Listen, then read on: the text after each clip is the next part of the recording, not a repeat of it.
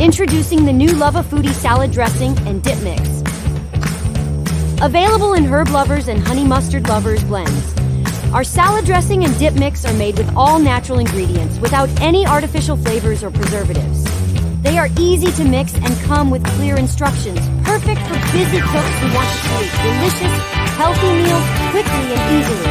Get the new Luvafoodie salad dressing and dip mix now, available on luvafoodie.com and on Amazon. Hello. How Hello. are you? Good afternoon, everybody. It's Rachhel Mazzara. Welcome to Luvafoodie LinkedIn Live. Today is January 29th, the last Monday of January and the beginning of a new year. And I'm very happy to be back doing my LinkedIn Live show today. I started it 2 years ago. And the interesting thing is my first guest on my LinkedIn Live show 2 years ago was Rachhel Beck. And it's kind of funny that today it's the first LinkedIn Live show of 2024 for me. And Rachhel Beck is my guest again in January. So welcome, Rachhel. Thank you, Michelle, so much for having me. You know, you and I have been friends for a long time, and I want to honor you today. That's what I want to do. We need to honor all of our LinkedIn family and all of our friends. And before we start talking, Rachhel, I want you to, first of all, this show plays live on LinkedIn. So I have to say, if you don't know Rachhel, then you're probably not on LinkedIn very often and you're not very active on LinkedIn, because Rachhel is a huge, not only she's an author and we can talk about her book also, but she's a huge, huge contributor on LinkedIn. It's hard for me to say you can be on LinkedIn and not know Rachhel Beck, but let's pretend somebody doesn't know who Rachhel Beck is. Rachhel, give us a little synopsis, a little overview of what you do and how you enrich people's lives every day on LinkedIn.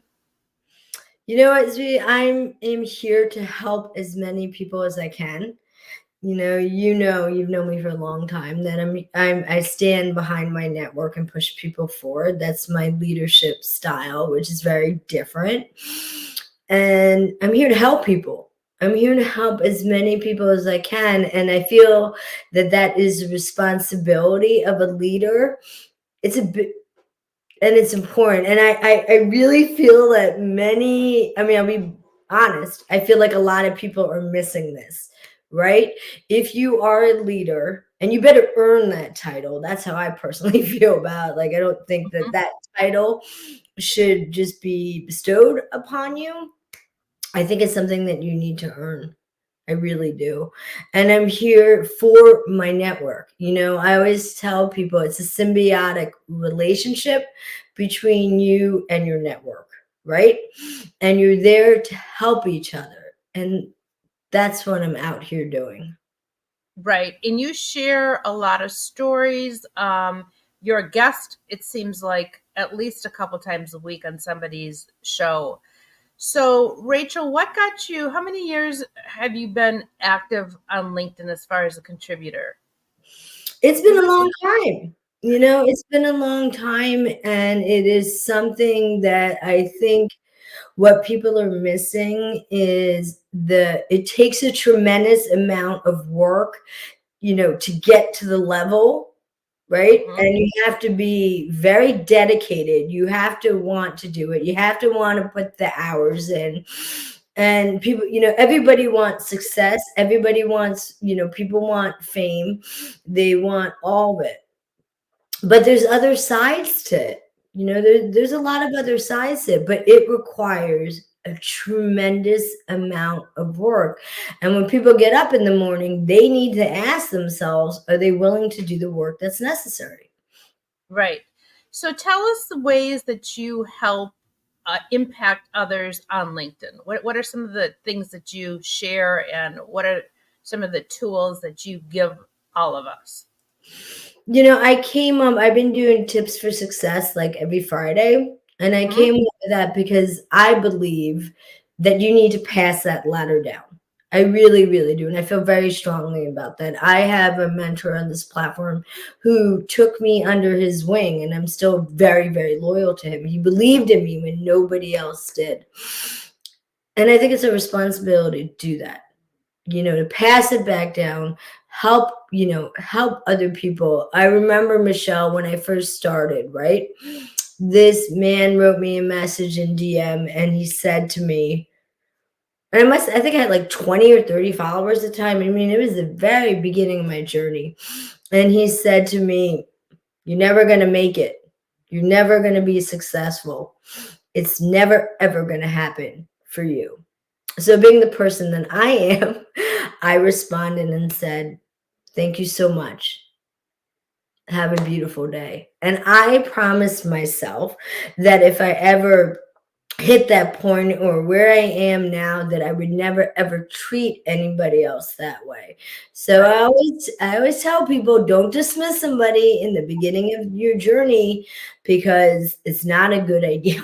And you and I both know, flash forward 1 year from now, what happens.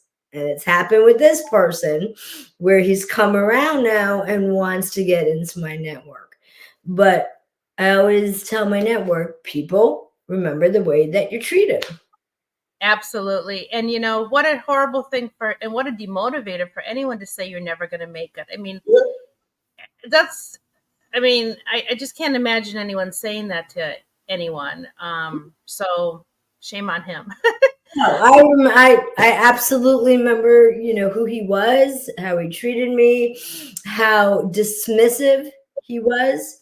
And the thing is, I always tell people, the other two mistakes I see a lot of people make is pride, ego. And it's always heart-wrenching to me when I met somebody a year ago and they were kind and humble and sweet, right? Flash forward 1 year and I'm like, it's not even the same human being. And it's hard to watch. So those are the two I see people making this mistake all the time. Their ego runs away from them.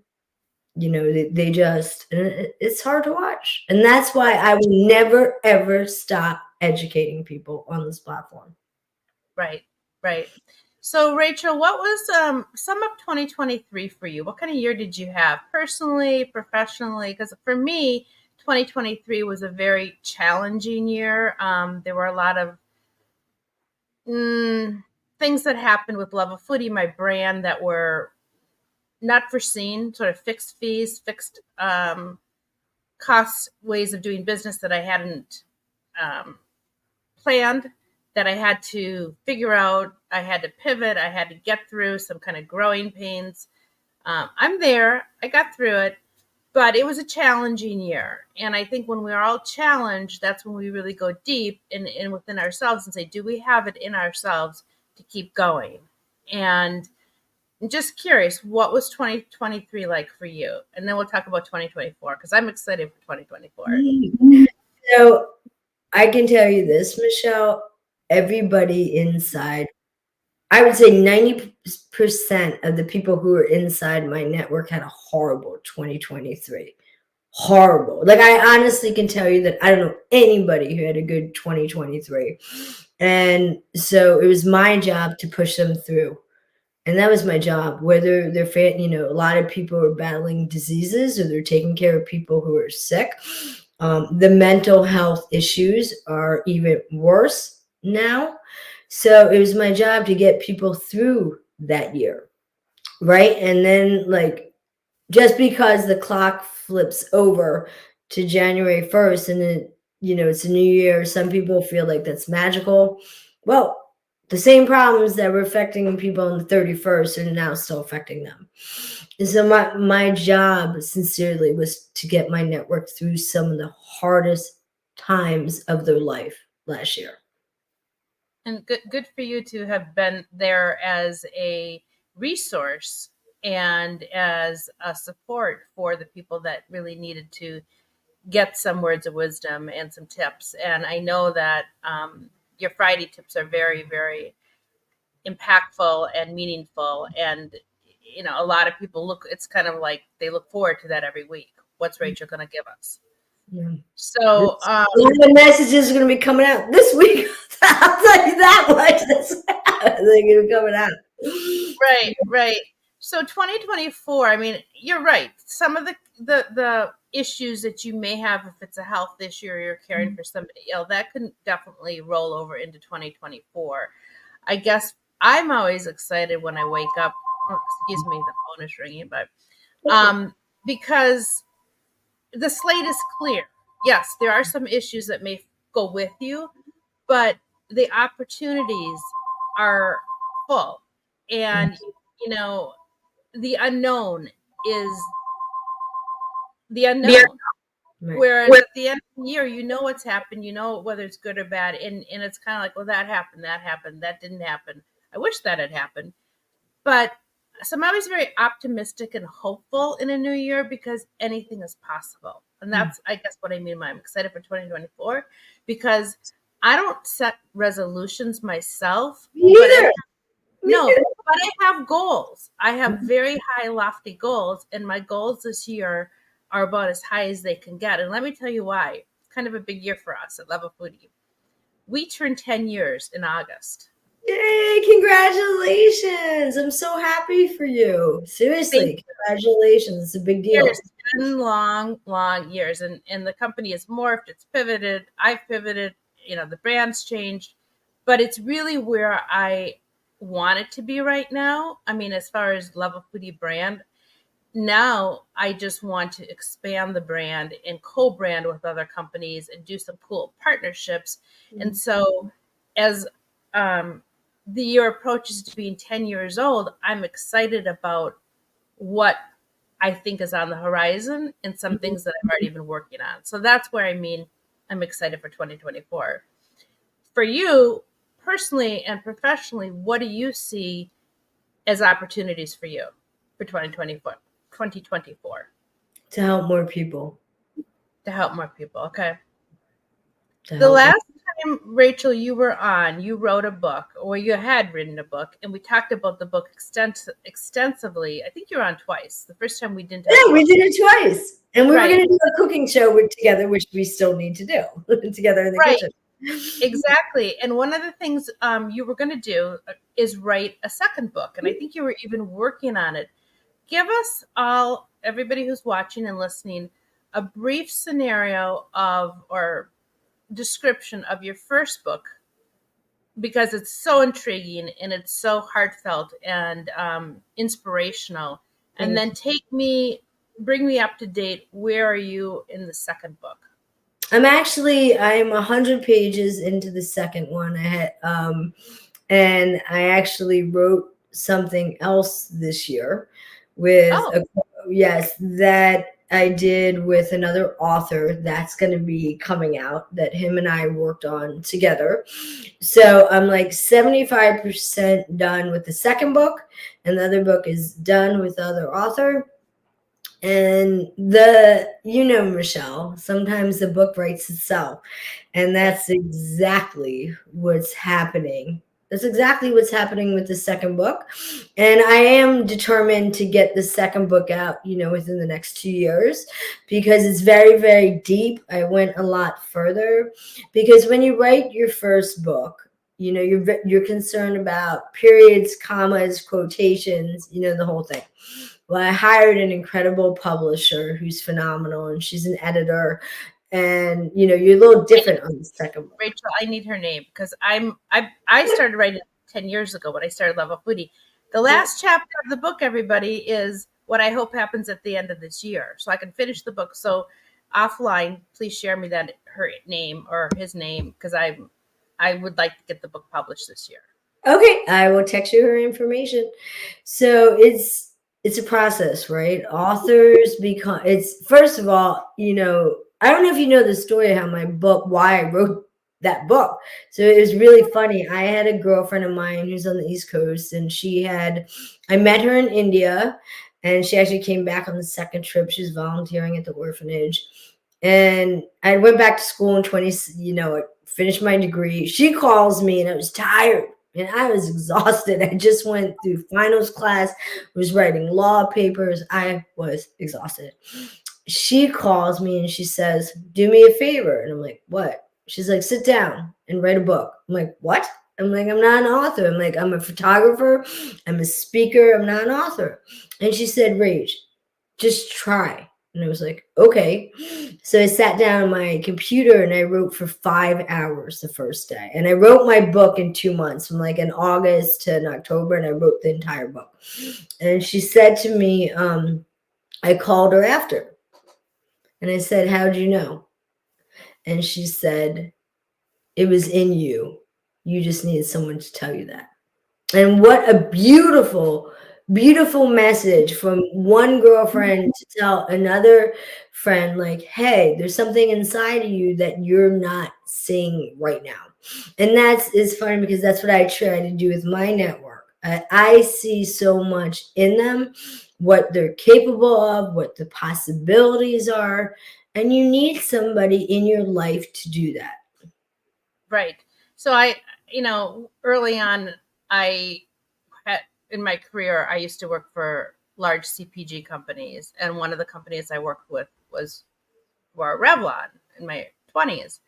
And I remember at the time there was a guy, and he was kind of like my godfather. So kind of to your point, you need that godmother or that godfather or that mentor to kind of help you early on.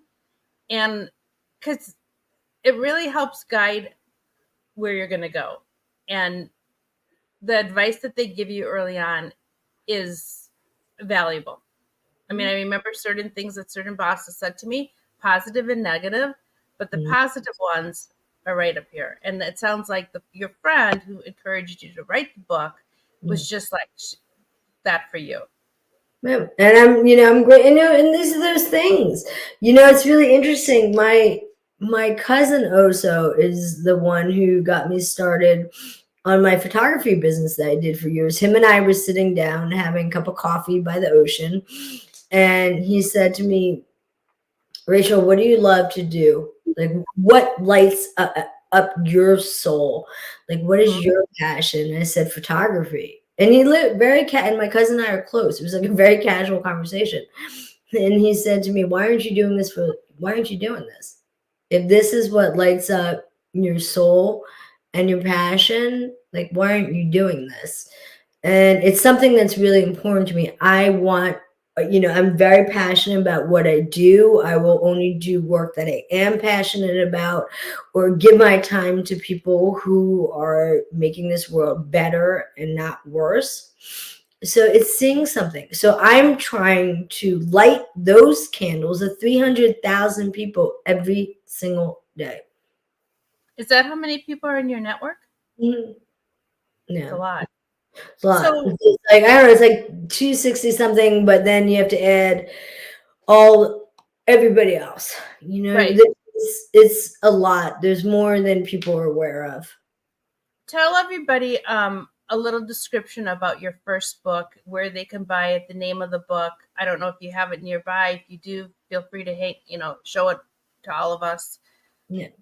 I actually gave it away. Someone had wanted it and asked me. So at my copy, the first one that I held for the first time, someone asked me if they could have it, and I gave it to her, as a gift. My book is Finding Your Way When Life Changes Your Plans, and it's on Amazon, and I'm working on a goal. Every day, Michelle, you'll appreciate this. I'll wake up to a message and someone says, your life is great, wonderful, perfect.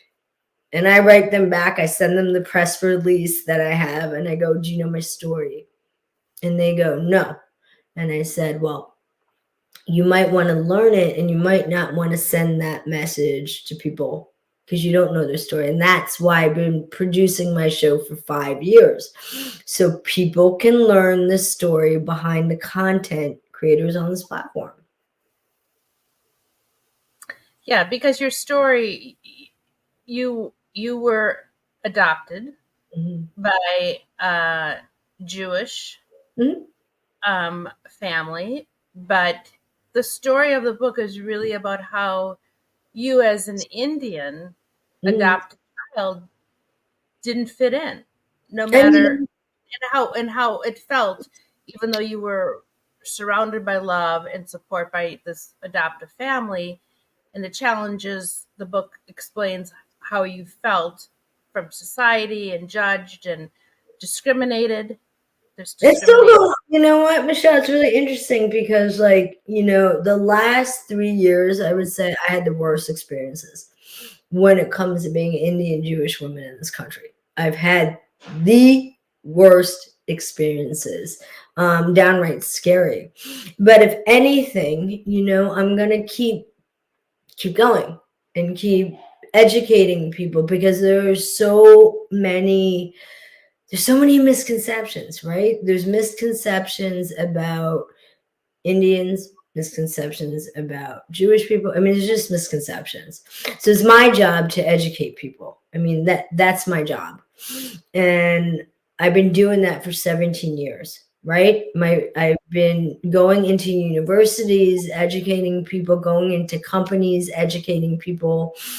And I'm passionate about this. And every time I give a talk, someone at the end, I say, okay, ask me any question that you want to ask me because it's my job to educate you. And that's how you do it. That's how you move the needle forward. And people don't want to sit down and have the hard conversations. Well, I'm all for that. Like, ask me that question and I'm going to answer it. So, can I ask you, what is the most difficult question, if you recall, that you've ever been asked? Yes, that's a really good. I had 2 times, right? I was teaching in a university. It was a class for multicultural for teachers who were getting educated, and the professor asked me to come in, and it was fascinating because they're learning about multicultural education, and they knew when I walked in the door that I had been a teacher for a long time. One of the girls, it was a very smart question. She raised her hand and she said, you know, Miss Beck, if this country has treated you so wrong, why don't you go back to India? You know, you'd be safer there. And I said to her, you know, I'm going to get back to you on that question. And I did. I slept on it. I emailed the professor. I answered all of the questions. That was one of them. And she said, if it's not, and I explained to her that my family has veterans and we stand up for this country and we have military. It's a really good question. She said, why don't you leave? Another one, there was another girl who had said to me when I was doing a talk, it's really profound. Like, you know, you have those moments where actually I'm going to talk about this one guy. It was great. I was giving a talk. I was blessed enough to speak at the House of Lords and the House of Commons last year through one of my best friends lives in London. At the end of the talk, one of the males raised his hand and he said, Rachel, you're out there taking care of 300,000 people. Who's taking care of you? And it was so beautiful, so heartfelt. And he said, who's taking care of you? That question stopped me in my tracks immediately. Yeah, that's a good question for sure. And what was your answer? You had to think about it, I bet. My answer was there are people who take care of me, that help me. And like, if I'm needing that help, you know, I can reach out to them. I can text them. I can write them. But he said, who's helping you? And it was a beautiful question. I have those people in my life, in my heart, that if I send a text and said, I need your help right now, they're going to show up. You know, it's the inner circle. It's our ride or dies that we have, or like you and me. If you said, Rachel, I need you right now, I'm gone. You know, that's our friendship. I'm gone. Right. So it's about. And it doesn't have to be a big circle. You know, I think Facebook and some social platforms are so, you know, meaningless if the connections aren't real. And that's really what I like about LinkedIn. And you and I know who are the contributors are. We both are them. We have the people that we interface with weekly and daily because it's real. Just to say you have 5,000 Facebook friends and you don't know any of them, or you know 50 of them and you don't know the other, that doesn't mean anything, you know? And so that's really why I like LinkedIn, because the content is meaningful and people are sharing posts that are helpful. your Friday tips and these podcasts. We've got Michael, we've got Robert out there, we've got Jill. We have so many good people on LinkedIn that are in our network that we learn from every day and impact our lives. And like you said, if I needed help right now, I could reach a handful of people on LinkedIn, or more than a handful of people, and I know they'd be right there for me. Exactly. And you know, we've been trying to teach people that we're real human beings with a heart and a soul. And I've been telling my network for years, like, take that time, build that real friendship. I remember the first day of the pandemic. I mean, I felt it as an empath. Like, my network was hurting, right? I didn't take one day off during the pandemic as people were Right. terrified.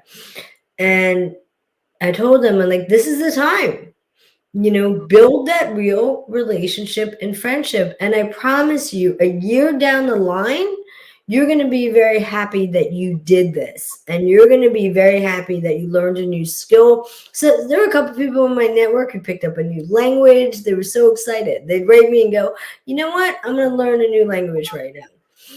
Mm-hmm. So it's our responsibility. You know, I always tell people on this platform, like, you need to provide value.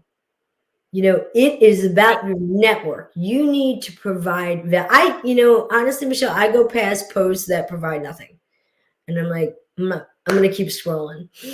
You know, that's what I do. If they're not helping their network and it's blatantly obvious, I mean, it's really obvious when they're doing that, I keep moving. I scroll on and I keep going.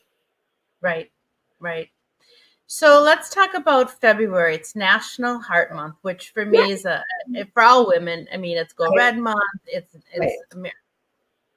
Heart Awareness Month. It's American Heart Month. So you said you like to spread love every day of the year, not just on Valentine's Day and not just, during the month of February.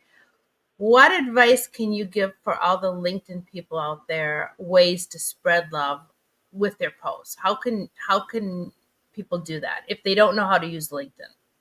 And I'm glad you brought this up because and you'll see me do my Valentine's post in 2 weeks because I do a post for everybody, right? For everybody. There's a whole bunch of, people wake up Valentine's, people either, they love it or they don't, they have their reason, but I honor the rest of the people who don't. So I do like a funny Valentine's Day post. So write that encouraging word. Send that love out. Send that support out. Ask somebody, how can I help you today? How can I help you? What do you, that's half my day is like, what do you need? How can I help you?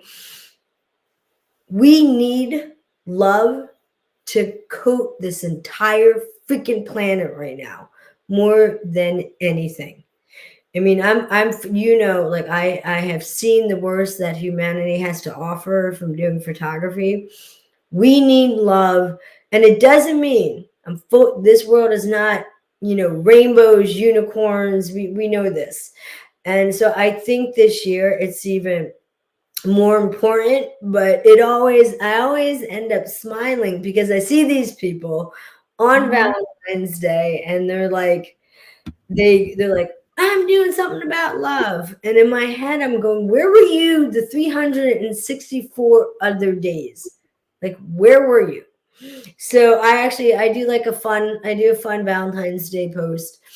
We need it more than one day a year. Absolutely.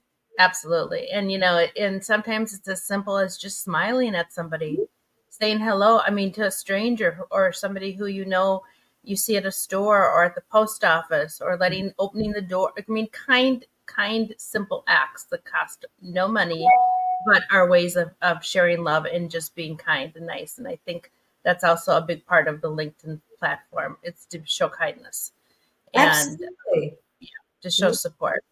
Well, with that, it's a Monday and it's a busy afternoon and I don't like to keep the show too long because people have to get back to work. I want to share with all of you my Valentine's special before first of all, Rachel, is there anything else you'd like to share with today that we've missed or that I don't know we should share that I don't know about? Yeah, just please go out there, spread some love, help another human being, like help somebody. If you want to, you really want to spread it. People will say they're gonna do X, Y, and Z, and then they don't do it. I've seen it a million times all day long. So if you really mean it, then do it. Help somebody. Right. Action versus just verbiage. Thank you. So, for my gift to all of you out there, with it being a new year, and I want to give you guys a little Valentine's special that I'm offering it's going to be between now and the end of January. So, you've got a couple more days.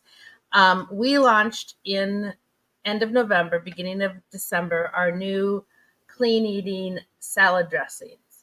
And this is the this is going to be our everyday box. We had a holiday one, and then we had, this is our everyday one. It's a great Mother's Day gift, Valentine's Day gift. Let me show you what's in it. So my Luvafoodie brand is all about eating clean, drinking clean. These are our new salad dress. It's hard with this camera the way it's going, but these are our new salad dressing mixes. There's a honey mustard. There you go. And an herb lovers. So these are all natural. The ingredients are on the back, as are the directions. And basically you mix it with olive oil, balsamic vinegar, honey for the honey mustard, whisk it up. You got a whisk in the box. So the Valentine's special is you get one of each of the two salad dressings in the box, the whisk. But the freebie is I'm going to throw in a free seafood lovers spice blend. So if you can see my background, I actually did a little business trip a couple weeks ago, and I did some photo shoots while I was there. And this is actually one of our best-selling spices. It's fantastic on fish, shrimp, any kind of seafood. Specifically, if you like salmon, it's amazing on salmon.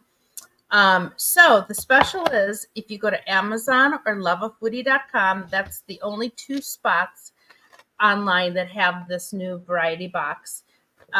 It's only $20, and that includes shipping. I will put in a free seafood lovers spice blend, and I know you'll enjoy it. So you've got a couple days to do it. Go ahead, go to Luvafoodie or Amazon. And that's my way of showing love and giving back to everybody who's interested in trying the new dressings, and who doesn't like something free, right? Can I honor you for a second? Absolutely. I know your story, and you are an incredible, incredible inspiration. People need to take the time and learn your story, and you'll see, because I'm gonna try to tear it up in the kitchen with some of those spices, and I will film it. It will be fun, and I'll share it with my network. You are a warrior, and you're strong, and you're beautiful, and I'm proud of you every single day, sweetheart. Thank you. It's February. I think what Rachel is alluding to is I am a heart disease survivor. 7 years ago, I had a stent put in my LAD, which is called the Widowmaker. And then in recovery, I had a heart attack. So February is really important to me because I was misdiagnosed for a good 10 months. And it was important for me to get involved with the American Heart Association, become a brand ambassador for the Minnesota chapter, and really share my story to help others. Number one, to help others fight this disease. It is the number one killer for men and women. It's heart disease. It's not cancer. It's not car accidents. It's heart disease. And so much of heart disease can be, I don't want to say prevented, because you can have a perfectly healthy lifestyle, and if it's in your genes, you still could develop heart disease. But there's lifestyle changes that you can make, reducing your sodium intake, exercise, eating healthy, getting a good night's sleep. It's amazing. I heard just some statistic, and I'm probably going to quote it wrong, so I shouldn't even say it, but sleep is very, very important to heart health, and I didn't realize how important it was. And so, you can go to American Heart Association, you can get all their tips and all the do's and all the things that can help you live a healthy lifestyle. But what I try to do is with our product line, help educate people. Hey, you know what? You can drink clean with our iced teas. Eliminate artificial ingredients. Eliminate as many additives as you can to your diet. And by no means would I drink soda pop. And I'm not dissing any soda company out there. It's just, to me, that would be a waste of just chemicals with sugar in your body. So try to eat heart healthy, try to drink heart healthy, try to be active. I think your mental attitude also plays a big Huge. your health, right? Every time you give back, Rachel, to your community, which you do every day, you go to sleep at the end of the night going, hey, I did something good. I made a difference in this person's life. And when you give, you do feel better. Yeah, I'm much more comfortable giving than receiving. When somebody gives me something, I'd rather give than receive. Let's put it that way. So it's just more rewarding for me. And you and I both know we need way more givers on this platform, way more. So I'm trying to educate people about that too. Absolutely. So everybody, I don't do these every Monday because I've gotten extremely busy. Not that I wasn't busy before, but these do take time. And so I do LinkedIn Live shows when I feel like there's somebody I really want to highlight, or there's a subject that I really want to talk about, but they're not every Monday anymore. But you can view all the ones that I've done in the past under a LinkedIn Live tab on the Luvafoodie website. So there's lots of fabulous guests that I had over the last 2 years, and I'll continue to do these, but just not every Monday. But I will always show up for you. I promise you, I will always show up for you. Oh, well, I heard from you at Christmas time, and I was like, yeah, you should be on again. And, you know, I'm so thankful because honestly, I wouldn't have made the time probably to do another show. I don't know when, but then I was like, yeah, Rachel, all right, I got to do it. And thank you for having me. I really, really appreciate it. Thank you very much. It's always my pleasure. And when you do get that second book published, you will be on my show. All you have to do is call me and say, I can talk about it now. And you're booked. You're already pre-booked. It's going to be writing itself this year. It's quite interesting. Like I got my 100 pages, written and done, but yeah. Well, I know you said right after you wrote your first book, people said, Rachel, when's the second one? And that's often common. They want to hear more. Right. And Steve, thank you. And you look, if I didn't tell you this, you look beautiful. Oh, thank you. And you are beautiful inside and outside as always. Thank you, love. Thank you, everybody on LinkedIn. If you're not connected to Rachel, I don't even know if you can accept any more connections. You probably can't. But you can get followed. People can follow you. And I thank everybody who does that. I always end my week on a Friday saying thank you. Because I love my network, man. I love my network. Yeah, you do. You do. And your network loves you too. And you've got some really cool people in your network. We know that. Yeah. So everybody have a great week. The next time I will be doing a show will be the end of February with Jill and Marilee. We're going to do a little cooking segment. I'm not quite sure what we're going to cook. And it's February. It's only like 51 days to spring. So that's exciting, right? I know. That's gonna be fun. It will be. Thank you, everybody.